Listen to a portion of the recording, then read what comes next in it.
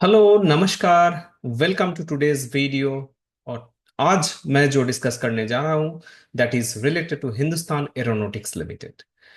Hindustan aeronautics limited का result आ चुका है Q4 FY 25, full year FY 25 का रिजल्ट आ चुका है, उसका मैनेजमेंट कॉल्स भी हो चुका है।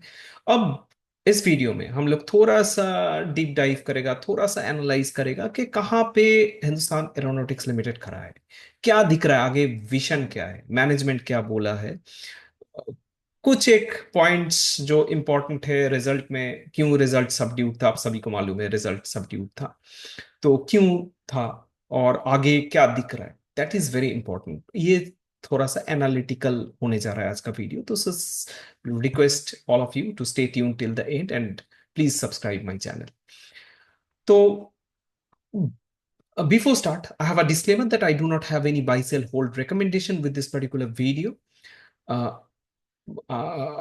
the company Hindustan Aeronautics Limited or the other companies which I'm going to mention in this particular video are not at all my recommendation. These are for academic purpose, for your understanding. If you have any investment or trading interest in the stock, when I'm going to mention in this particular video, then please check with your registered advisor. So without wasting time, let's begin. Uh, Let me take you into my screen first to share the result at a glance. मैं detail discuss नहीं करूंगा result को। जैसे ये Q4 का result है, आपको clear cut दिख रहा है कि Q4 FY 25 top line was subdued by 7%, और अगर फुल ईयर देखते हैं, full year FY 25 top line grew mere 2%। तो म्यूटेड रिजल्ट, इसका वजह क्या है? जो मैनेजमेंट बोल रहा है कि main two reasons, one is the delayed delivery of G engines, जो आपको, आप सभी को मालूम है, GF404 इंजन जो तेजस मार्क 1A के लिए चाहिए होता है, तो वो उसका पूरा डिलीवरी डिलेड है। और वो डिले का वजह है कि there was supply chain issue in US for General Electric, तो उसके चलते डिलीवरी डिलेड था। तो लास्ट ईयर डिलीवरी हो नहीं पाया, तो नेचुरली तेजस मार्क 1A का जो डिलीवरी था वो भी डिलेड था। इसके बीच में हम लोग जैसे देखा था कि हम लोग का Indian chief of Indian air force said that this delay impacts the security surveillance of the country। सही बात है, मगर it was not due to the reluctancy of Hindustan aeronautics limited, जो मेरे समझ में आता है, क्योंकि ये डिलीवरी साइड डिले है। अगर delivery side supply chain issues है, डिलीवरी साइड जनरल इलेक्ट्रिक से डिले हो रहा है, तो आपको इंजन नहीं मिलेगा, तब कुछ कर नहीं पाओगे, तो यू आर अनडन समवेयर। यहाँ पे क्या हो सकता है कि गवर्नमेंट में इंटरवेन उसका डिलीवरी एक्सपीडिट करने के लिए, मगर कहीं पे सप्लाई चेन इश्यूज है, तो they also may be somewhere bound to the supply chain. तो जो भी है, ये चलते स्टॉक प्राइस पे भी इम्पैक्ट हुआ उस स्टेटमेंट के बाद, जो हम लोग को दिखा। मगर it is a strategic investment of the government, और this is the only company, only PSU defense company who are into this aviation, who are catering the key defense aviation segment of the country। तो ये एक चीज एकदम हमेशा दिमाग में रखना पड़ेगा। अब बात है कि जैसे अच्छा, बहुत इंपॉर्टेंट है कि इस साल के रेवेन्यू में 2300 से थोड़ा ज्यादा एडिशनल रेवेन्यू आया, because of increase in the cost of Tejas mark 1 नहीं, तेजस मार्क 1, जिसका 2010 में ऑर्डर दिया गया था। तो उसका जो तब ऑर्डर वैल्यू था, आईओसी वाला, आईओसी मतलब होता है इनिशियल ऑपरेशनल क्लियरेंस, हम डिटेल थोड़ा सा डिटेलिंग करेगा इसमें। तो आईओसी जो तेजस मार्क वन आईओसी का डेली प्रोडक्शन वैल्यू जो था 2701 करोड़ था, जो Hindustan aeronautics asked for 5078 crore, 5078 crore due to the additional cost and all, जो अप्रूव हुआ फ्रॉम इंडियन एयरफोर्स। और finally that amount has been delivered, मतलब करीब 2300 करोड़ एडिशनल, 2300 करोड़ से ज्यादा, करीब 2372 crore was additionally paid to Hindustan aeronautics limited, जो इस साल, इस फाइनेंशियल ईयर FY25 के फाइनेंशियल ईयर में आया। तो वो रेवेन्यू में इजाफा हुआ। तो इससे एक पॉइंट वेरी इंपॉर्टेंट है कि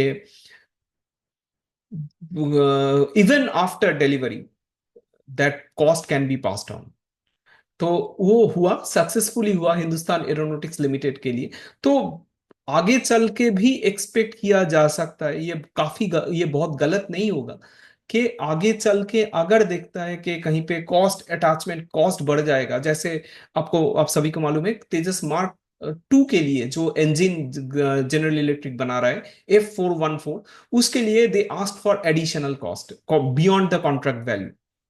तो अगर ये आता है, that hopefully will not give pressure to the on the company on their margin, तो they can pass it on, ये एक एक्सपेक्ट किया जा सकता है। मुझे लगता नहीं ये काफी गलत होगा।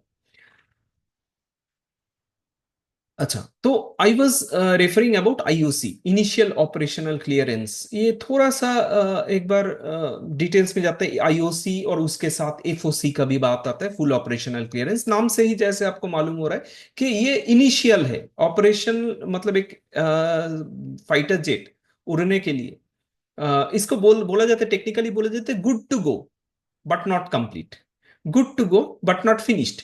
यानी कि आप चल सकते हो, जा सकते हो इसके साथ, मगर पूरा कंप्लीट नहीं हुआ। तो ये क्या है कि आपका एयरक्राफ्ट रेडी हो गया, आपका एयरक्राफ्ट रेडी हो गया। इसमें बेसिक एवियोनिक्स फिट हुआ है, मतलब हो सकता है बेसिक राइडर दिया गया है। ये क्यों किया जाता है कि एक है कि जो स्क्वाड्रन लीडर्स है, जो फ्रंटलाइनर पायलट है, वो उसको उड़ा के उसको सेंस कर सके कि वो कैसा बिहेव कर रहा है। तो अकॉर्डिंगली उन लोगों को भी ट्रेनिंग देना होता है या अपने आप को एडजस्ट करना होता है। और अकॉर्डिंगली वो आप मैन्युफैक्चरर को या यानी कि हिंदुस्तान एरोनॉटिक्स को भी आप बोल पाओगे, या उनका जो एवियोनिक्स टीम है जो पूरा चीज को स्टडी कर रहे हैं, उसका बिहेवियर स्टडी कर रहे हैं, वो भी अकॉर्डिंगली अपना स्ट्रैटेजी तय कर सकता है, बोल सकता है हिंदुस्तान एरोनॉटिक्स को कि आप ऐसे फिट करो। क्योंकि उसमें बेसिक रडार लगा हुआ होता है, उसमें सेंसर लगा हुआ होता है, तो वो कैसा बिहेव कर रहा है। जैसे मान लीजिए कि एक शेक होता है, शेक फ्लाइट में जो शेक आउट प्रॉब्लम्स होता है, जो लैब टेस्ट में हमेशा पता नहीं चलता है। तो क्या होता है कि जब एक्चुअल फ्लाइट फ्लाई करता है, तब जो चीज मिस हो गया लैब में, समझ में नहीं आया, वो समझ में आता है और अकॉर्डिंगली उसमें वर्क किया जा सकता है। तो फुल रेडी होने से पहले यहाँ पे चेंजेस पॉसिबल है। और उसके बाद क्या होता है कि अगर सॉफ्टवेयर का कुछ ग्लिच है, वो भी पकड़ में आता है, तो अकॉर्डिंगली पूरा चीज को एकदम 100% रेडी करके फिर आपका आपका आप फाइनल एवियोनिक्स उसमें फिट कर रहे हो, मतलब पूरा रेडी कर रहे हो। And afterwards this full operational clearance is given, FOC जो इसको बोलता है, एफओसी इज गिवन आफ्टरवर्ड्स। तो इसके अच्छा, इस बार क्या हुआ कि FY25 में हम लोग को देखने को मिला कि इन्वेंटरी डेज काफी बढ़ गए। तो थोड़ा सा आपको इस बार नहीं, इस बार वो शेयर नहीं किया है, तो ठीक है।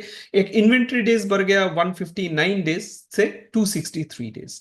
ऑब्वियसली एक क्वेश्चन तो आता है कि ये बढ़ गया तो इसका इम्पैक्ट क्या होगा। जो मैनेजमेंट बोल रहा है कि ये एकदम नॉर्मल है, नॉर्मल है, in line with your production cycle. आपका प्रोडक्शन साइकिल 18 एवरेज जो है वो 18 मंथ्स से 36 मंथ्स का है।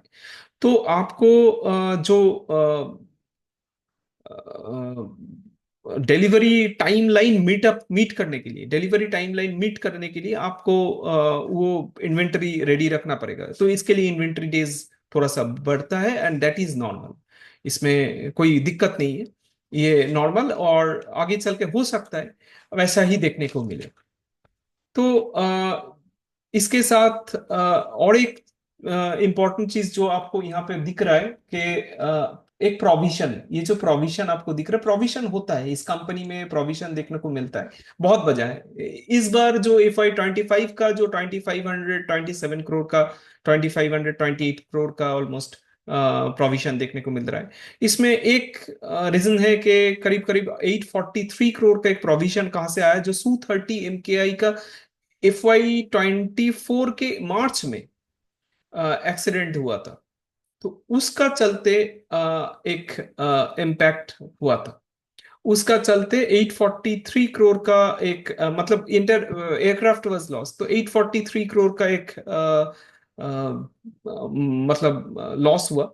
तो प्रोविजन फॉर रिप्लेसमेंट का बात आ रहा था, क्योंकि हिंदुस्तान एरोनॉटिक्स को उसको रिप्लेस कराना था।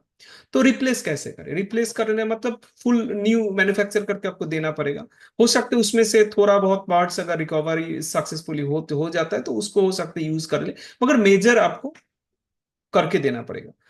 हो सकता है उसका इंजन बर्स्ट हो चुका है, इंजन का कुछ मिला ही नहीं। तो कुल मिला के 843 करोड़ का सीधा एक असेसमेंट हुआ, जो 843 करोड़ का लॉस बताया गया। मतलब प्रोविजन रखा के, अगर मतलब they were in touch with Indian air force के, अगर उसको रिप्लेस करना पड़े फाइनली, तो जाके 843 करोड़ का प्रोविजन आपको क्रिएट, मतलब कंपनी क्रिएट करके रखा। तो उसमें इंश्योरेंस क्लेम भी आया है। इंश्योरेंस क्लेम बहुत कम आया है, 140 करोड़ का, 140.7 करोड़ का इंश्योरेंस क्लेम भी आया है आउट ऑफ 840 करोड़ का जो प्रोविजन है उसमें। अब मैं थोड़ा सा जल्दी आपको ऑर्डर बुक दिखाना चाहूंगा, कहाँ पे हिंदुस्तान एरोनॉटिक्स खड़ा है और आगे क्या दिख रहा है। तो FY 25 का जो टोटल ऑर्डर बुक है 1,89,300 करोड़ का है, वर्सेस प्रीवियस ईयर्स 94,127 करोड़। तो ये 94,100 crore to 1,89,000 crore, big jump कैसे पॉसिबल हुआ? देखिए, उसका मैन्युफैक्चरिंग कॉन्ट्रैक्ट जो मतलब ईयर जो शुरू हुआ था FY 25 का 94,127 करोड़ से शुरू हुआ। उसके साथ क्या हुआ कि आपका मैन्युफैक्चरिंग कॉन्ट्रैक्ट एडिशनल जो एडिशन जो हुआ 1,02,000 करोड़ का एडिशन हुआ मैन्युफैक्चरिंग कॉन्ट्रैक्ट का। उसके साथ ROH, आप सभी को मालूम है, repair and overall, which is very important for this company. तो वो 19,270 करोड़ का, डिजाइन डेवलपमेंट 3,180 करोड़ का, और एक्सपोर्ट ऑर्डर था 492 करोड़ का। कुल मिला के आपका न्यू ऑर्डर 1,25,280 करोड़ का, जिसके साथ मेरा 94,000 का प्रीवियस बैलेंस, कुल मिला के 1,89,000। सॉरी, इसमें एग्जीक्यूशन है करीब करीब 30,000 करोड़ का एग्जीक्यूशन है, जो इस साल फुल ईयर 30,981 करोड़ का एग्जीक्यूशन है, जो एडजस्ट करके मतलब माइनस करके आपको 1,89,000 करोड़ का ऑर्डर बुक देखने को मिल रहा है। तो this order book is huge, very important, और आगे चल के आपको एक विजिबिलिटी देता है। तो इसके बाद आता है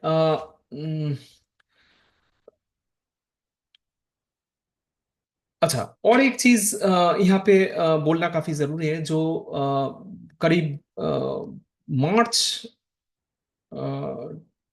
24, मार्च 24 में ध्रुव ALH एडवांस लाइट हेलीकॉप्टर ध्रुव का जो एक्सीडेंट हुआ था, जिसमें इंटर इंजन वाज लॉस्ट। तो उसमें क्या हुआ कि ये पूरा क्रैश हो गया था। तो उसमें पूरा ALH को ग्राउंड किया गया था।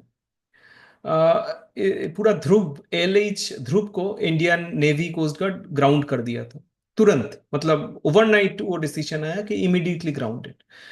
तो उसमें कुछ जो हिंदुस्तान एरोनॉटिक्स उसमें इन्वेस्टिगेशन करके बताया, there are certain fault in the मतलब डिजाइनिंग। तो उसका ऑयल फील्ड जो क्लैंप है उसके डिजाइनिंग में कुछ चेंजेस लाए कंपनी। और उसके बाद इसका फाइनली उसको मिला ऑपरेशनल क्लियरेंस। तो ये May 25, मतलब इस मंथ से ही वो मतलब वो ऑपरेशनल क्लियरेंस मिल चुका है। तो हो सकता है कि फुल ऑपरेशनल हो जाएगा नेक्स्ट मंथ जून तक। आगे चल के जैसे हम आपको आपसे ऑर्डर बुक शेयर किया, तो आगे चल के क्या दिख रहा है? देखिए, अगर order book, manufacturing order book में देखा जाता है तो AL31P जो इंजन सुखोई Su-30 का है, उसका 240 इंजिन का डिलीवरी का ऑर्डर है, जिसमें 25,000 करोड़ इस साल मिला है कंपनी को, लास्ट ईयर भी था। तो ये टोटल आपको 240 डिलीवर करना पड़ेगा उसमें। ये 8 साल का कॉन्ट्रैक्ट है, 8 साल में आप 240 डिलीवर करोगे, 30 इंजिन्स एवरी ईयर। ये क्यों जरूरी है? क्योंकि इंडी आप जैसे सभी को मालूम है कि आपका our our fighter jets are ageing. तो नेचुरली आपको क्या करना पड़ेगा, आइदर इसको रिप्लेस करना पड़ेगा और या तो फिर मॉडर्नाइज करना पड़ेगा। तो आप इसको अगर रिप्लेस करोगे, cost attachment will be huge. तो उससे कम होता है कि आप इसको मॉडर्नाइज कर लो, इसको इसका ओवरऑल परफॉर्मेंस इंप्रूव कर लो, तो उसका लाइफ बढ़ जाता है। लाइफ एक्सपेंशन प्रोग्राम इसको बोला जाता है। तो लाइफ एक्सपेंशन प्रोग्राम जो हो रहा है, इसमें सुखोई Su-30 बहुत इंपॉर्टेंट है, क्योंकि हमारे इंडिया के जो स्क्वाड्रन है, 31 स्क्वाड्रन, उसमें से ज्यादा कंट्रीब्यूशन सुखोई Su-30 MKI का है, after MiG-23 was grounded. Sorry, MiG-21 was grounded. तो उसके बाद सबसे बड़ा यही है, सुखोई Su-30 MKI। तो इस साल उसमें 25,000 करोड़ का ऑर्डर बुक देखने को मिला है उसके इंजन से। उसके बाद 156 लाइट कॉम्बैट हेलीकॉप्टर प्रचंड का ऑर्डर मिला है, जिसमें जो 62,777 करोड़ का है। और फ्रेश 12 सुखोई Su-30 MKI का ऑर्डर है, जो डिलीवरी करना पड़ेगा, फ्रेश न्यू न्यू बिल्ड।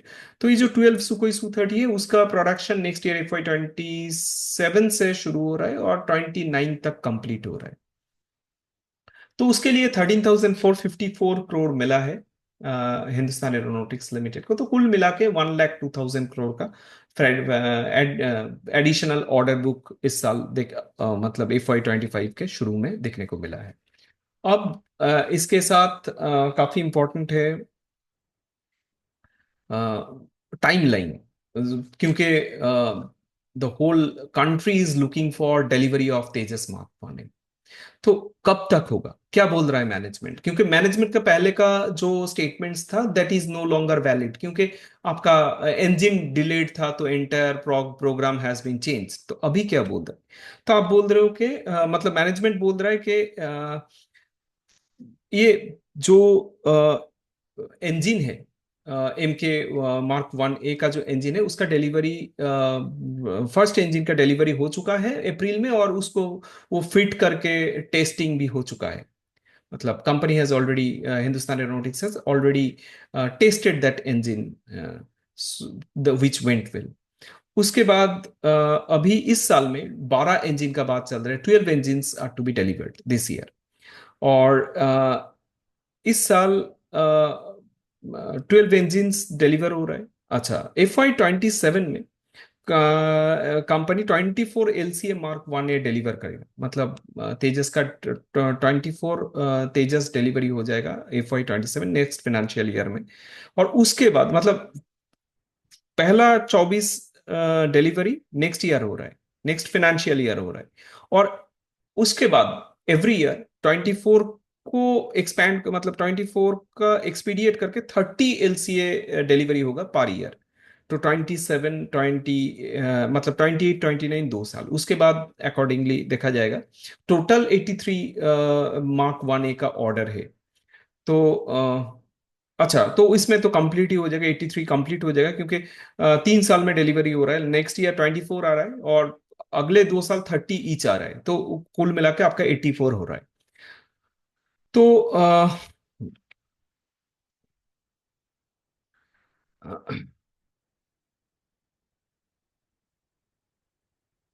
अच्छा, इसके लिए कंपनी क्या किया है, आप सभी को मालूम है कि third production line third assembly line भी ऐड हुआ है। थर्ड असेंबली लाइन ऐड होने के साथ ये आपका डिलीवरी कैपेसिटी भी बढ़ गया है, नासिक में जो थर्ड लाइन आया है उसके बाद। और एलसीए मार्क टू का ये भी एक very important point of discussion. Mark two का मतलब क्या सिनारियो है, कब तक ये आ रहा है? तो मैनेजमेंट जो बोला है, prototype to be flown by Q1 FY 2027, और सर्टिफिकेशन इसके लिए जो जरूरी है तो वो FY 2030 तक आ जाएगा। मतलब you have to have some flying experience, मतलब वो फ्लाई करने के बाद एक सर्टेन पीरियड के बाद ही वो क्लियरेंस आता है, सर्टिफिकेशन आता है। तो FY 2027, Q1 FY 2027 में अगर आपका प्रोटोटाइप रेडी होता है, वो उड़ान भरता है, तो FY 2030 तक आपका सर्टिफिकेशन आ जाएगा। प्रोडक्शन तो उसके बाद प्रोडक्शन शुरू होगा FY 2031 में, if it goes in line, मतलब जैसे एंटिसिपेट किया जा रहा है वैसा अगर होता है तो FY 2031 तक प्रोडक्शन शुरू होगा मार्क टू का। काफी देरी है मगर काफी इंपॉर्टेंट है। टू बी अच्छा, Su-30 MKI का एवियोनिक्स का भी एक अपग्रेडेशन वाला ऑर्डर का मतलब वो भी पाइपलाइन में है। इसका क्लियरेंस एक्सपेक्टेड है नेक्स्ट 6 मंथ्स में। उसका टेस्टिंग वगैरह चल रहा है, तो 6 मंथ्स में उसका एक्सपेक्टेशन डिलीवरी हो जाएगा होपफुली। तो 84 Su-30 एवियोनिक्स का अपग्रेडेशन होगा, और उसके लिए there will be 60,000 crore of order book. 84 Su-30 avionics upgradation, 60,000 crore of order book. And capex for the same is expected to be 14,000 to 15,000 crore in next 5 years. और उसके साथ pipeline में that is also important, 97 LCA Mark 1A is in the pipeline, which is expected to come at any point in time. Initially जो expectation था, that was supposed to come in March 2025, मतलब इस साल तक आ जाना चाहिए था, मगर it like so far there is no update. So expected this is likely to come by this मतलब I must not say any specific timeline, but by 97 by this year or very soon it is likely to hit this order, 97 LCA Mark 1। और उसके साथ 143 ALH for Indian army and 10 Dornier 228, which is the carrier, the transport aircraft for Navy, which are also in the pipeline. Along with that, uh, 20,000 crore of ROH order book, that is uh, highly likely, क्योंकि like we all know, like as number of platforms are going up, means LCA Mark 1A is coming up. So who will do the ROH for the company? Obviously, this the company with the expertise of manufacturing this particular aircraft will go for that, right? So आपका ये जो ROH का pipeline भी, मतलब your pie of ROH also will keep on growing over the period of time. So that's it for today. So I hope this is informative. Thank you for your time, and let's see you in few days. Thank you.